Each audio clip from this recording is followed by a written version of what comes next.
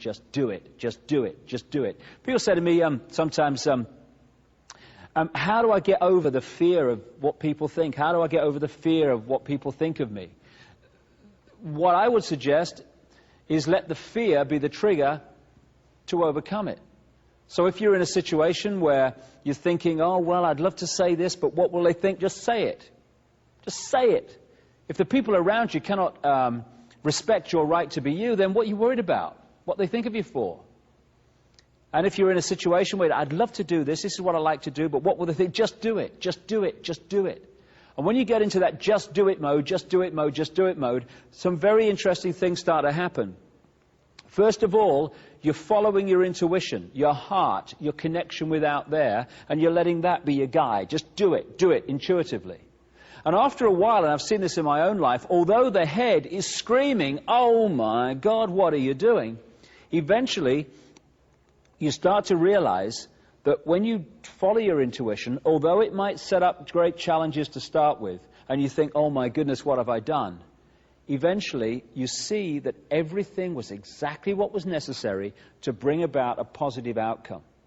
And after a while of doing this, of just doing it, just doing it, just doing it, your mind, your head, starts to look at this, and it realizes that every time you follow your intuition, although it's a challenge, eventually everything works out tremendously well.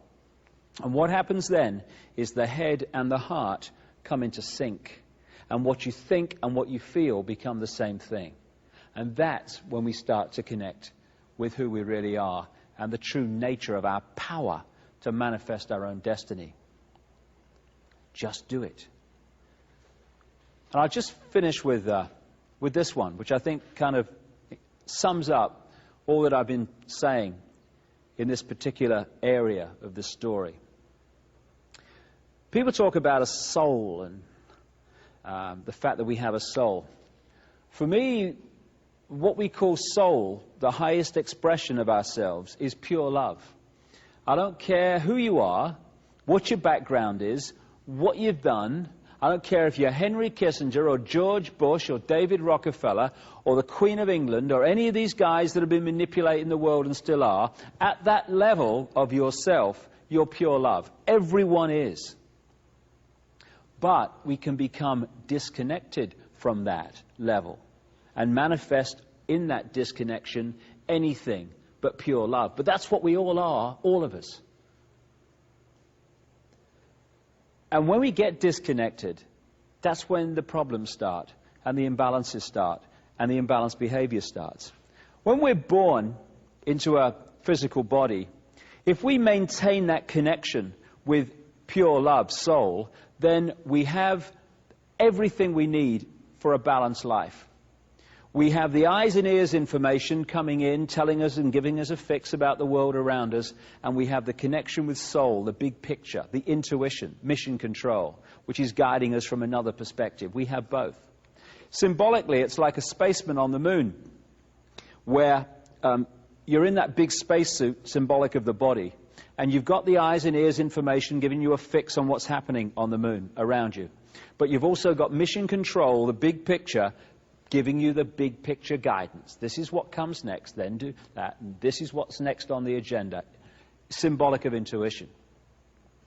Imagine what would happen if someone came along and cut or dramatically reduced that spaceman's connection to mission control. Suddenly, this is the only information and the vague memory of what should have been happening at this time. They're the only fix we have on who we are and where we are.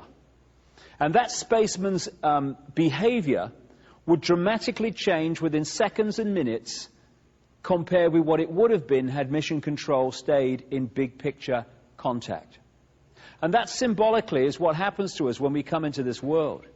When we're born, the conditioning starts. The programming starts to disconnect us from mission control, the big picture, soul. So the eggshells start. We start to be conditioned to see ourselves as either just a physical body or subjected to some God and what have you. The programming gets started from the moment we become conscious. A friend of mine once said something very true. If you're born to loving parents and they tell you that 2 and 2 equals 5, and then you go on to nice teachers and they tell you 2 and 2 equals 5, and then you go on to university and professors with letters after their name tell you 2 and 2 equals 5, all your peers around you are telling you the same because they've been through the same system. The media is telling you constantly 2 and 2 equals 5. It's no surprise that the vast majority of people go through their lives believing 2 and 2 equals 5. The conditioning of belief which disconnects us from who we really are. And if we can just break that eggshell and we can express the true nature of who we are and not live someone else's version of what we should be, when the eggshell cracks, we reconnect with mission control. And at that point, we taste freedom. And that is the challenge now that we all have, and the opportunity we all have. The Chinese have a word that means both danger and opportunity. We're at the point now of that choice. Because that's what life is. It's a choice and learning from the consequences of the choice and making different choices and learning from the consequences of them. That's what evolution is. And we're at a point now where we can make incredible leaps as this 26,000-year cycle comes to an end. The next 15 years are going to transform life on Earth. They're going to transform the nature of our perception. They're maybe going to transform some of the physical Earth also. One thing's for sure, it's going to be one heck of a challenge. But no matter how challenging it gets, one thing remains constant. We live forever. We are everything, and everything is us. Whatever we're experiencing in this moment, it's just an experience. We live forever.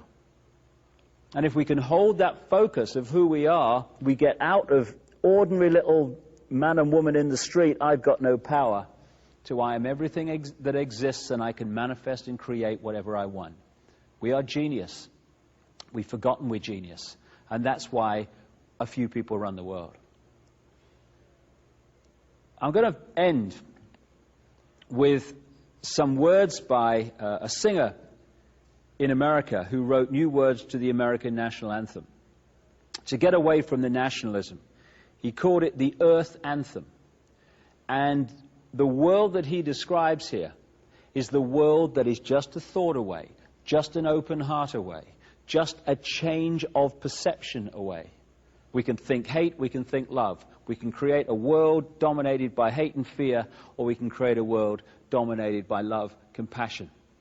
It's just a choice, and we all have the opportunity to do that. So I'll leave you with these words, with the emphasis that this is the world we can and will create.